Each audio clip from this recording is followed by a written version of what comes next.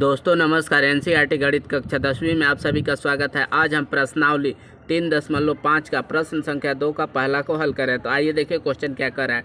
ए और बी के किन मानों के लिए निम्न रैखिक समीकरण के युग्म के अपरिमित रूप से अनेक हल होंगे। मतलब क्वेश्चन में यह कह रहा है कि ए और बी के जगह पर क्या रखें, ठीक है ना, कि ये जो समीकरण है अपरिमित रूप से अनेक हल हो जाए। अब इस अनेक हल का क्या मतलब होता है, यहाँ देखिए a1/a2 बराबर नहीं रहेगा b1/b2 को, तो केवल एक हल होता है, ठीक है। a1/a2 b1/b2 और c1/c2 तीनों बराबर होता है तो अनेक हल होता है, ठीक है ना। तो वही तो कर रहा है अनेक हल के लिए। मतलब इस ए बी के जगह पर क्या ला दें कि a1 और a2 बराबर हो जाए, फिर b1 b2 बराबर हो जाए। मतलब यहाँ 3 है तो ए बी का भी मान क्या है कि मतलब कि 3 हो जाए, या कटने पर ये वाला मतलब कि क्वेश्चन से ज़्यादा समझ में आएगा। a1/a2 बराबर हो जाएगा b1/b2 के, c1/c2 के, मतलब ये तीनों बराबर हो जाएगा, ठीक है। तो देखिए इसको कैसे बराबर करेंगे। मतलब हमको a1/a2 b1/b2 c1/c2 ला देना है, a और b का मान क्या होगा। तो इसको कैसे हल करते हैं, तो इसका फार्मूला लगाते हैं। पहले वही a1/a2 बराबर मेन फार्मूला है ये b1/b2 बराबर c1/c2। अब सबका वैल्यू रख रहे हैं यहाँ पर। इसका हमको ए बी का मान लाना है। इसको a1 कहते हैं और इसको a2 कहते हैं, ये वाला को, ठीक है। ये एक्स और वाई हमारा क्या होता है, चर है। ये नंबर को अचर कहते हैं। ये भी ब्रैकेट में है तो इसको भी अचर कहेंगे। ध्यान से देखिए, बहुत लोग इसको चर ही समझ लेते हैं। तो a1 ये है, a2 ये है, b1 ये है और b2 ये दोनों हो जाएगा, c1 ये है और c2, तो c2 इधर वाला हो जाएगा, ठीक है ना। अब इस चीज़ को हम बराबर के इधर लाकर बनाते हैं, तो इसको बराबर के इधर लाएंगे तो माइनस हो जाएगा, ठीक है। इसको भी बराबर के इधर लाएंगे तो माइनस में हो जाएगा। तो यहाँ देखिए अब सबका मान रख रहे हैं यहाँ से। तो a1 का मान क्या है, इसको a1 कहेंगे, तो a1 का मान 2 है तो यहाँ रख रहे हैं 2। a2 के मान क्या है, तो a2 का मान a-b है तो a-b बराबर b1, तो b1 के मान क्या है 3 तो 3। b2 के मान क्या है, तो b2 के मान ये है a+b c1, तो c1 के मान क्या है, तो बराबर के इधर करेंगे तो -7 हो जाएगा। तो बराबर के इधर कर ही कर बनाते हैं तो -7। फिर इस देखिए बिट ये c1 ये c2 हो जाएगा, ये टोटल ये c1 कहलाता है, ये c2। तो ये भी बराबर के इधर लाएंगे तो माइनस में होगा। पहले एक माइनस लिख रहे हैं, ब्रैकेट लगा दे रहे हैं, 3a + b - 2। अब देखिए ये माइनस कट गया, ठीक है। अब यहाँ से हम एक समीकरण बनाते हैं। ये दोनों का काम इसको और इसको दिखाई दे रहा है, नहीं तो देखिए यहाँ पर क्या करते हैं, देखिए इसको और इसको एक साथ कर एक समीकरण बनाएंगे, और फिर इसको और इसको एक साथ कर एक दूसरा समीकरण बनाएंगे, और यहाँ से ए बी का मान निकाल देंगे। यही तो पूछ रहा है, ठीक है ना।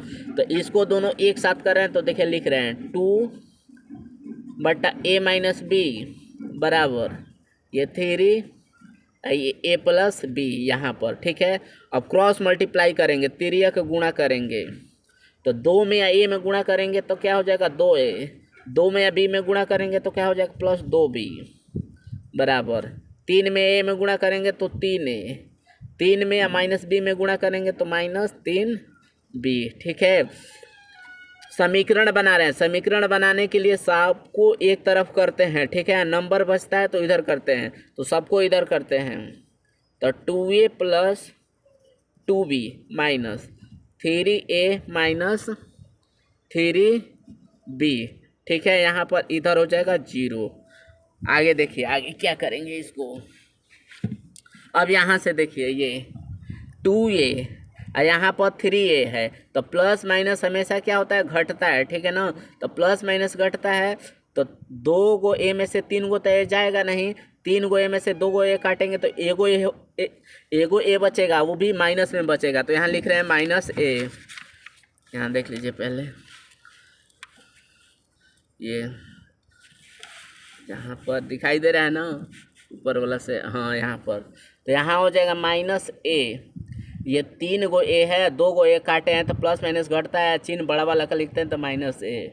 आगे देखिए फिर ये देखिए 2 गो भी यहाँ प्लस में है, ठीक है, 2 गो भी यहाँ, रुकिए रुकिए रुकिए एक चीज़ गलत हो गया, ये 3a है बराबर इधर आएगा तो माइनस में, ये प्लस में ना हो जाएगा। अब 2 गो बी और 3 गो बी, कै गो बी हो जाएगा तो 5 गो बी हो जाएगा, तो यहाँ लिखेंगे 5b इक्वल टू 0। ये समीकरण 1 आ गया, ठीक है। अब इसको और इसको लेकर समीकरण 2 बनाते हैं, तो यहाँ देखिए लिख रहे हैं 3a + b 7 3a + b - 2, फिर 3 का गुणा 3 में या 3a में गुणा करेंगे तो कितना हो जाएगा, तो 3 में या 3a में गुणा करेंगे तो 9a प्लस 3 में b में गुणा करेंगे तो 3b, 3 में -2 में करेंगे तो 6, 7 में a में गुणा करेंगे तो 7a, दिखाई दे रहा है ना। फिर 7 में b + b में करेंगे तो 7b, फिर चर को एक तरफ, अचर को एक तरफ करते हैं, ठीक है। ABCD को चर कहते हैं, संख्या को अचर कहते हैं, तो 9a + 3b, ये दोनों हमारा क्या है, चर है, तो इधर ला रहे हैं बराबर के इधर, तो 7a प्लस में है, इधर आएगा तो माइनस में, ये प्लस है, इधर बराबर के इधर लेंगे तो माइनस में होगा 7b बराबर, ये -6 है, बराबर को उधर ले जाएंगे तो +6। अब यहाँ देखिए 9 गो ए में से 7 गो ए काट देंगे तो कै गो ए बचेगा, 2 गो ए बचेगा यहाँ पर, ठीक है।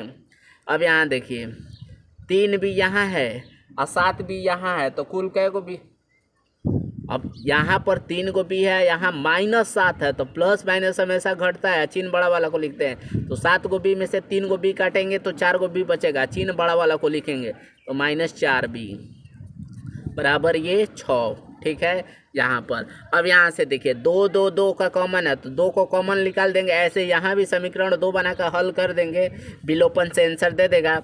तो यहाँ 2 को कॉमन करें तो a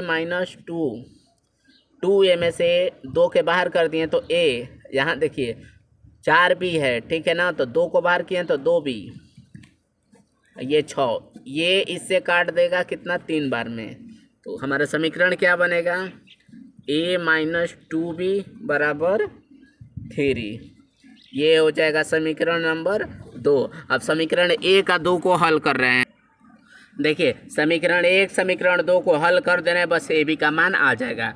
इसको कोई भी विधि से हल करिए, विलोपन विधि से, प्रतिस्थापन विधि से, चाहे वर्ज गुणन से, किसी विधि से हल करिए, AB का मान निकालना है, बस आंसर हो जाएगा, ठीक है। विलोपन विधि आसान होता है इसलिए हम विलोपन से हल करते हैं। तो विलोपन का क्या नियम होता है, ये आगे वाला को बराबर किया जाता है या पीछे वाला को, ठीक है। जब खुद से बराबर किया जाता है तो गुणा नहीं करते हैं, डायरेक्ट यहाँ लिख देते हैं जोड़ने और घटाने पर। तो यहाँ देखिए ए यहाँ भी है, ये यहाँ भी है, इसलिए खुद से बराबर है। अब खुद से बराबर है, और देखिए कब जोड़ने पर लिखेंगे, कब घटाने पर। जब नीचे में चिन्ह को चेंज करना है तो घटाने पर, और चिन्ह को नहीं चेंज करते हैं, खुद से कटता है तो जोड़ने पर। तो देखिए एगो ए प्लस है, एक ए माइनस में है, प्लस माइनस कट जाएगा, तो ये खुद से कट रहा है, तो जब खुद से कटता है तो जोड़ने पर यहाँ लिखते हैं, जोड़ने पर। अब प्लस माइनस ये कट गया है, देखिए 5b में से 2b काटेंगे 3b, यहाँ 3b बराबर 3 बट्टा में, ये गुणा में रहता है 3 हो जाएगा एक बार में, b बराबर 1 आंसर आ गया, ठीक है। ऐसे हम जांच भी बताएंगे क्वेश्चन क्या कह रहा था।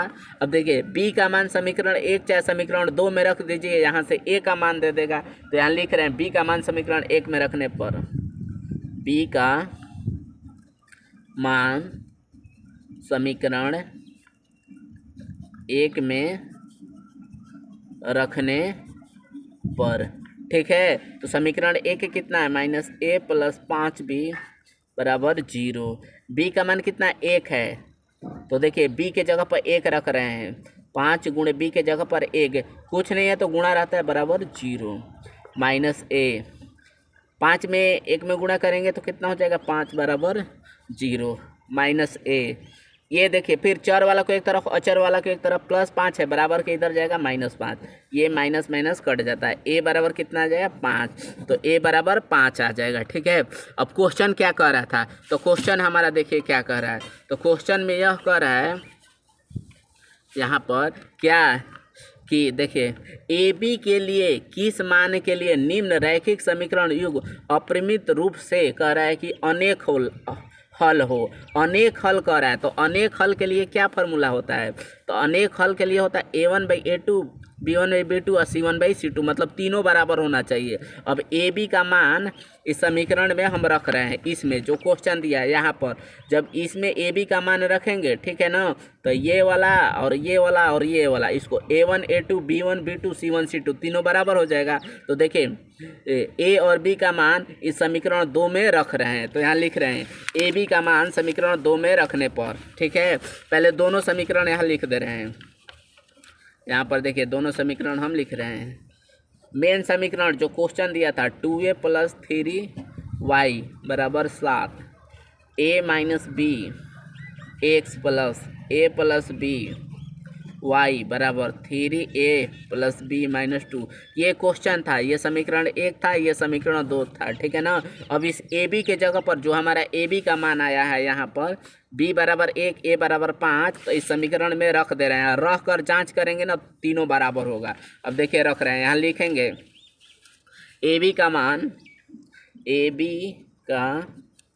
मान समीकरण 2 में रखने पर, मेन वाला समीकरण एक क्वेश्चन वाला नहीं, तो इस समीकरण में करेंगे। ठीक है ना, एक और समीकरण यहाँ नया वाला आया है, तो ये नया वाला है, ठीक है ना, तो पुराना वाला में रख रहे हैं। ऐसे इसको समीकरण आप 3 या 4 भी मानेंगे तो कोई गलत नहीं होगा। ठीक है, ऐसे भी करेंगे तो कोई गलत नहीं है।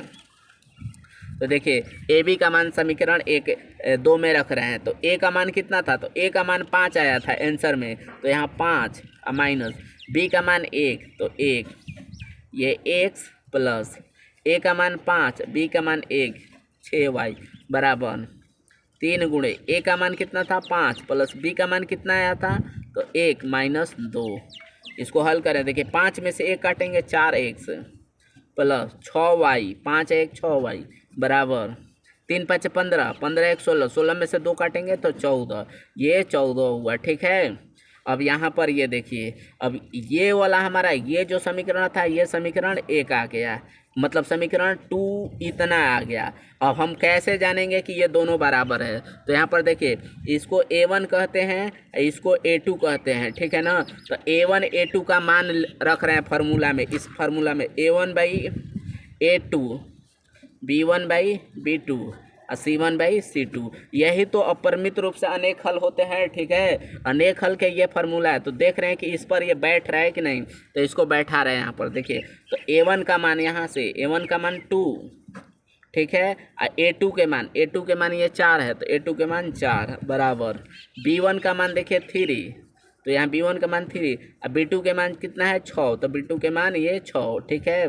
C1 के मान यहाँ देखिए 7, ठीक है, तो 7 और C2 के मान कितना है, तो ये हुए हमारा नया जो समीकरण इसमें रखे हैं, तो 14, तो ये हो गया 14। ठीक है, अब यहाँ देखिए 1 बटे मतलब 2 के पढ़ कितना बार पढ़ेंगे कि 4 कट जाए तो 2 बार में, 3 दूनी 6 2 बार में, 7 दूनी 14 2 बार में। ठीक है, ये तो देखिए 1/2 बराबर 1/2 बराबर 1/2, तो A1 A2 B1 B2 C1 C2 तीनों बराबर हुआ, तीनों बराबर हुआ तो इसको हम कह देंगे कि इसका अनेक हल होता है। ठीक है, तो ये अनेक हल है, यही कह रहा था दिखाने के लिए। यहाँ से जांच है, ठीक है ना, यहाँ से ये जांच करके आपको बता दिए हैं। ठीक है, ऐसे क्वेश्चन में केवल समीकरण बस खाली ए और बी के मान पूछ रहा था, ये जांच करके आपको दिखा दिए। अगर वीडियो पसंद है तो इसे एक लाइक शेयर सब्सक्राइब कर दीजिएगा। ठीक है, थैंक्स।